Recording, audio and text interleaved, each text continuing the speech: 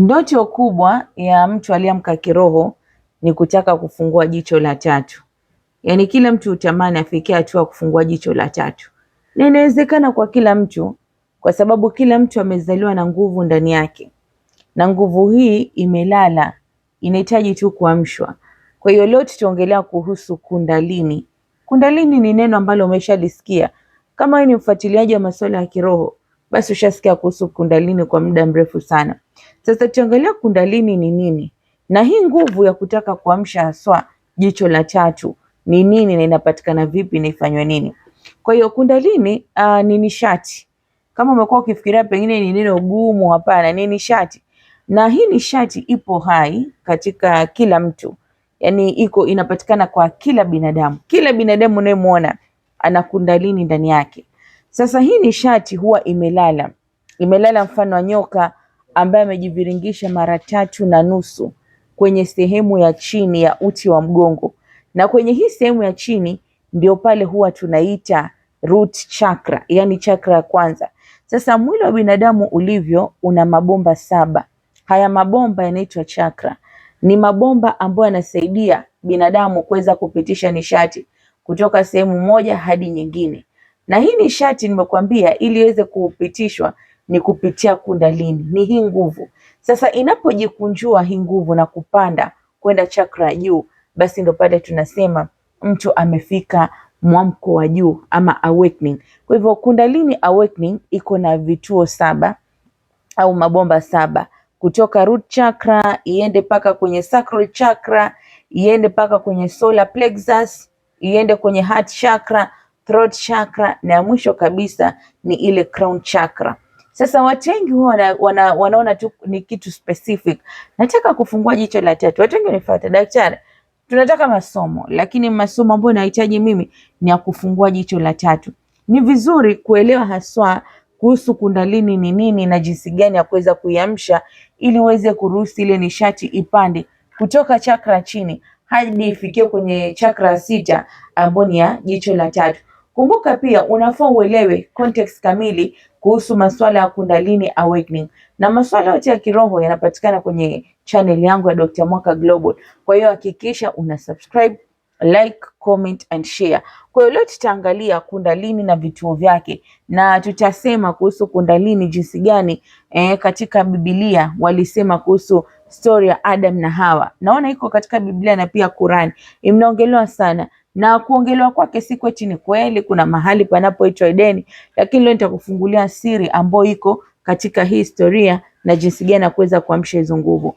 Kwa hivyo kuamsha kundalini ama awakening ya kundalini ni kuamsha ile nguvu ambayo imejiviringisha mfano wa nyoka ili iweze kupanda. Na nimekuambia nguvu imewekwa kwa vituo, na kituo cha kwanza kiko pale chini, na njia ambayo inaruhusu hivi vituo vipite inaitwa Sushumna Nadi. Kwa hiyo hivi vituo 7 ni safari ambayo inatoka kwenye ile chakra chini kabisa, root chakra, ikielekea kwenye kilele cha chakra juu ambao ni crown chakra, ambao pale ukifika kwenye crown chakra ndio pale ambapo unaweza kupata mwanga wa kiroho na kuweza kuelewa kuwa ulimwengu ni mmoja, yani we are all connected, ama umoja ulimwengu. Na pale ukifika hatua hiyo, basi hakuna chuki, ni full maupendo, full kuona kila mtu, yani unakuwa attractive, unakuwa unaona kila mtu uko sawa. Hizi ndio chakra ambazo hata maisha ya kina Yesu kina Prophet Muhammad wote walifikia katika crown chakra. Kwa hivyo mpaka hapo umejua kuwa mwili wa binadamu una nishati ndani yake ambayo imelala, na hii nguvu inafaa kuamshwa ili kufikia katika uwezo wa juu zaidi. Kwa hiyo katika hizi chakra unaweza ziamsha moja moja, kwa sababu kila chakra iko na mambo yake, na ni lazima ujue, uweke wazi unataka kuamsha nini, ili ukitaka kupandisha kundalini. Tuseme kama chakra ya kwanza, root chakra ama Muladhara. Hii ni chakra ambayo ni chakra usalama na mahitaji ya msingi. Pia kuna chakra ya sacral ambayo ni chakra ya ubunifu na hisia. Pia kuna chakra ya solar plexus ambayo ni chakra nguvu ya nafsi na kujiamini. Kuna heart chakra ambayo ni chakra inayohusiana upendo na huruma, hii inaitwa anahata. Na kuna vishuddha ambayo ni throat chakra, inasaidia mawasiliano na ukweli. Pia tuko na chakra ya ajna ambayo ni third eye chakra, ni chakra ambayo inakusaidia kutambua na kuwa na hekima zaidi, na chakra ya juu kabisa ya kilele cha chakra zote ni crown chakra, ambayo ndio chakra ya uunganisho wa kiroho. Kwa hiyo watu wengi wa swali lao ni daktari, tunamshaje hii kundalini ama hii nguvu ambayo imelala? Kitu cha kwanza, kuamsha kundalini si jambo la siku moja au jambo la kufanya kwa haraka, lakini ni jambo ambalo linahitaji uwe umeandaa mwili na pia akili. Na ndio maana watu wengi wanaweza kufanya yani kutumia vitu vingi ili kuweza kuamsha nguvu. Unaweza kutumia yoga, kundalini yoga, ambao haya ni mazoezi ya mwili specific yanayolenga kufungua zile njia za nishati. Na haya mazoezi pia kuna mengine kama mazoezi ya prana ama kusaidia katika kupumua ili iweze kudhibiti ule mtiririko wa nishati kutoka chakra moja kwenda nyingine. Pia mazoezi ambao watu wengi wamekuwa wakiyajua ni meditation au kutafakari. Ni wakati ambapo unaweza kutuliza akili yako uweze kulenga hisia kwenye chakra na kuishi maadili ambayo yanahitajika. Kwa hiyo tukisema ukitaka kuamsha kundalini, lazima pia maadili ya maisha yako yabadilike. Kama mfano, kula vizuri, haswa ku avoid vyakula ambavyo vinafanya kundalini isipande, kama vyakula vya mikopo, kutumia dawa za mswaki za fluoride, kutumia vitu ambavyo havipaswi. Pia kuwa na mawazo chanya. Kundalini inaamka pale ambapo kuna positivity ndani yako. Si kila wakati unaishi na hofu au unatetema katika mtetemo wa chini na kuanza negative issues, hapana. Pia kitu ambayo inataka kundalini ni kuwa na nidhamu ya nafsi, na hii tutakuja tuiongelea sawa, kwa kuwa tunaendelea na somo letu la sexual alchemy. Hii tutakuja tueleze. Kwa hivyo hakikisha kuwa unanifollow na subscribe. Masuala ya kiroho si yako kupita, ni vitu ambavyo unafaa kuvijua. Na wakati ukiconsider hivi vitu vyote, unakula vizuri, unafanya meditation, unafanya yoga ya awaken the kundalini, utajikuta mara nyingi utakapoanza kujua kuwa kundalini yako inaamka, utaanza kuhisi joto au baridi inaanza kupanda katika uti wako wa mgongo. Pia unaweza kujikuta kuwa kuna uongezeko wa ubunifu na kuelewa mambo kwa haraka sana. Yaani hata kabla mtu hajaongea wewe ushajua. Kitu kingine, unaweza kuwa na hisia kali sana. Hizi hisia zinaweza kuwa za amani, furaha, na pia ukajikuta unakuwa connected na kila kiumbe ama upendo wa ulimwengu. Yaani hauoni negativity kwa watu, hauna wivu, yaani wewe ni mtu wa upendo tu. Kwa hivyo kitu chingine ni kuwa mazoezi haya yanafaa yafanywe kwa muongozo, kwa sababu nishati ikiwa imeamka na mwili hauko tayari ama akili haijakuwa tayari, basi inaweza kusababisha mshtuko wa hisia, na wengine hata wao wanaweza kuwa chizi. Unaweza kuleta mkanganyiko wa akili, kwa sababu unaweza kuona vitu vingine vinakuja tofauti. Hii tutakuja. Kwa hivyo kundalini haiamshi na siku moja, ni uvumilivu ndio itakuwa ni funguo yako. Kwa hivyo tutaangalia haswa hadithi ya Adam na Hawa ilihusiana vipi na kundalini na kwa nini ilitumwa katika vitabu vya dini. Unajua tunasema vitabu vya dini universal books, ambazo zimebeba siri kuhusu mambo ya fulani ya dunia ambayo yamewekwa pale kwa njia ya kificho. Kwa hiyo katika vitabu vya kale sote tumesoma kuhusu Adam na Hawa.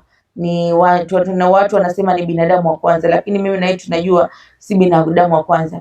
Kwa hiyo walipokuwa katika bustani Edeni, bustani ya Edeni si mahali tunaweza kuongelea kijiografia tuseme ni mahali eti watu wanaenda kuketi ama wanaishi, hapana. Lakini bustani ya Edeni ni kama hali ya juu ya ufahamu, yani ile higher consciousness. Na Edeni haikuwa makazi, bali ni nishati iko pale, yani higher consciousness ni mahali ambapo kila kiumbe kilikuwa kimoja, yani kiumbe mmoja.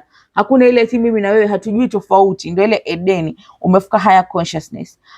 Sasa Edeni inawakilisha crown chakra, na nitaelezea kwa nini, ambao hapo tunasema hakuna ambapo hakukuwa na nishati ya kiume au nishati ya kike, yani kila kiumbe ni kimoja. Ndio ilikuwa pale Garden of Eden, ndio hiyo ninakwambia inahusisha na crown chakra, yani ile eneo la kuwa ni higher consciousness, hakuna ubaguzi, hakuna wivu, kila kitu kiko sawa. Sasa hii Edeni tunaihusisha na crown chakra, ambacho ni kituo cha 7 ambapo binadamu anakuwa ameunganishwa moja kwa moja na chanzo cha kiungu. Kwa hiyo tukiangalia pale Garden of Eden kulikuwa na hawa wahusika wawili, Adam na Hawa.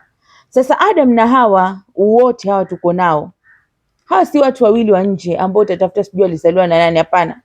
Bali hizi ni nguvu mbili ambazo ziko katika kila binadamu.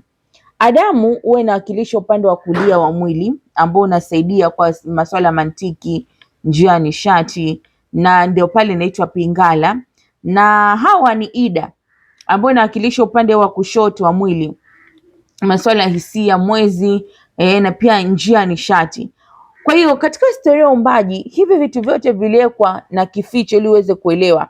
Tunakuta pale Hawa ambao tumesema inawakilisha hisia au intuition, kwa sababu hii ni feminine energy, ndo wa kwanza aliweza kusikia sauti ya nyoka. Kusikia tu ndio inatuelezea kuhusu hisia na intuition.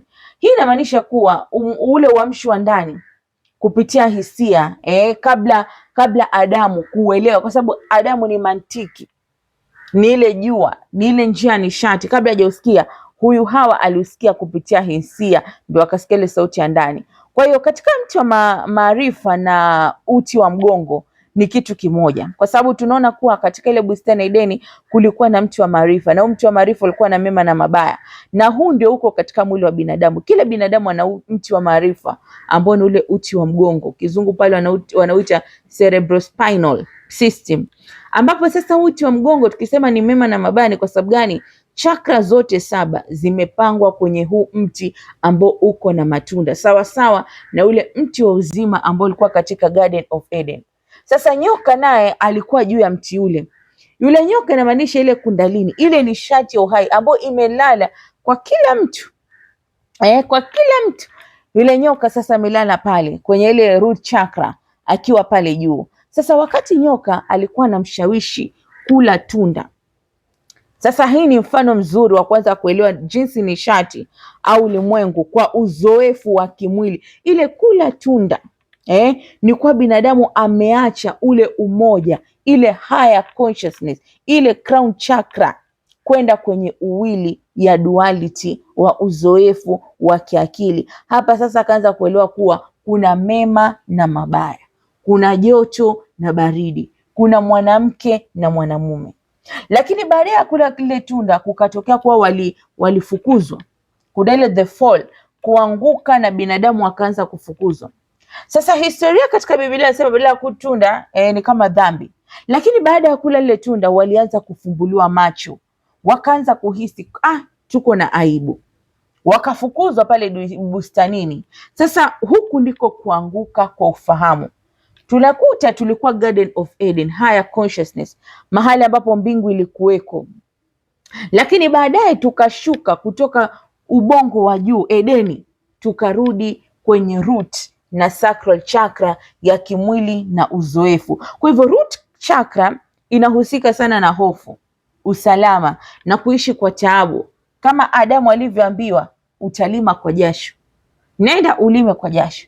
Chakra nayo inahusika na uzazi wa maumivu, kama Hawa alivyoambiwa utazaa kwa uchungu. Kwa hivyo hapa ndipo binadamu alianza kuona mwili wake kama kitu tofauti, na roho yake ikajazwa hofu ya kuwa mimi nitakufa.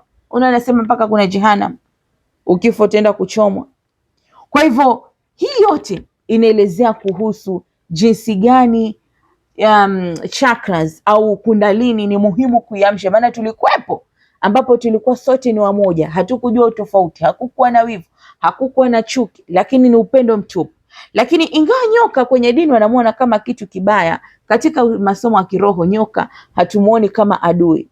Nyoka ni ile kundalini, nyoka ndio yule mwalimu wa siri, nyoka ndio yule aliyekuwa anaahidi kuwa mtafanana na miungu. Hii inamaanisha kuwa nyoka aliwaambia kuwa mkila mtafanana. Kuna ule uamsho, binadamu anaweza kurudi tena katika ile daraja la juu la crown chakra, anaweza kurudi tena katika crown la juu, akaweza kushinda hofu, akaanza kutawala hamu za mwili, akaanza kupanda nguvu ya nafsi, akaanza kufungua ule upendo wa kweli kupitia heart chakra, akaanza kunena ukweli kupitia throat chakra, akaanza kuona yasiyoonekana kupitia third eye au jicho la tatu, na hatimaye akarudi katika Edeni. Kwa hivyo tuko katika safari ya kuelewa kundalini, tuko katika safari ya kuweza kuawaken ili tuweze kurudi nyumbani, kwa sababu hii historia ya Adamu na Hawa ni safari ya roho ya mwanadamu. Tulianguka kutoka kwenye mwanga Edeni,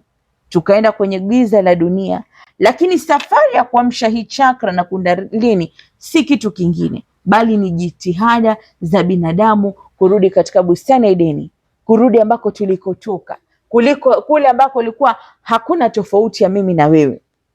Tukiwa na maarifa kamili, basi tunaweza kufungua chakra moyo, tukampandisha Adamu na Hawa ndani yetu, na tukafungua lile jicho la tatu na kuweza kumwona nyoka ambaye atafungua zile njia. Tusimwone kama adui. Hii ni siri ilifichwa ili wewe uweze kuishi katika vibration ya chini, bali tukijua kuwa nyoka ndio ule ufunguo wa utu wa maarifa ya kweli, basi tunaweza kufika kileleni. Hakikisha kwa masomo ya kiroho yanapatikana hapa kwenye channel ya Dr. Mwaka Global. Hivyo basi subscribe, like, comment and share.